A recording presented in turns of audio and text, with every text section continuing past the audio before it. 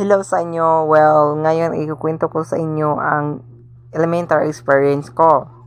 Noong grade 1 pa lang ako, nung time na yon ay nagdi-discuss yung teacher namin at samantalang ako ay natutulog lang. Dahil sarap ng tulog ko ay nanotice ng teacher ko na natutulog ako. Hoy, Iyo, ba't ka natutulog sa klase ko?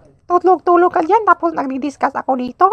Noong time na yon ay iiyak na sana ako tapos pinigilan ko lang para hindi matuloy yung pag-iyak ko. Ma'am, inaantok po ako sorry po kasi kulang po ako sa tulog. So, naintindihan naman ng teacher namin na kulang ako sa tulog. Sa susunod ha, matulog ka ng maaga, dahil masama yun sa kalusugan. Opo, ma'am. Next naman, nung nag-grade 2 na ako ay hindi na ako natutulog sa klase namin sa kaka-TV. Di ba ganyan yung mga bata? In that time, nakita ko yung kaklase ko na may something sa kanya. Well, nakita ko siya na parang natatai siya. Pasintabi siya na kumakain dyan. Well, totoong hinala nyo, oo, natatai siya.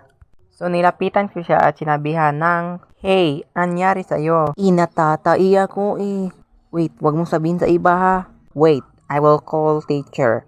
"Wag na, nakakahiya naman." So, ayun, dali-dali akong pumunta kay ma'am. "Ma'am, si Biboy po natatai." Ha? Natatai? Anyari? Ay wow, natatai na nga Sige, pupunta na ako ngayon.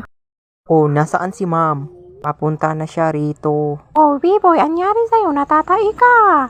Muwi ka na doon. Accepted ka for today. Bukas nang babalik ha. At nagtawanan yung mga kaklase ko nung sumigaw si ma'am. At umuwi na yung kaklase ko na nahihiya.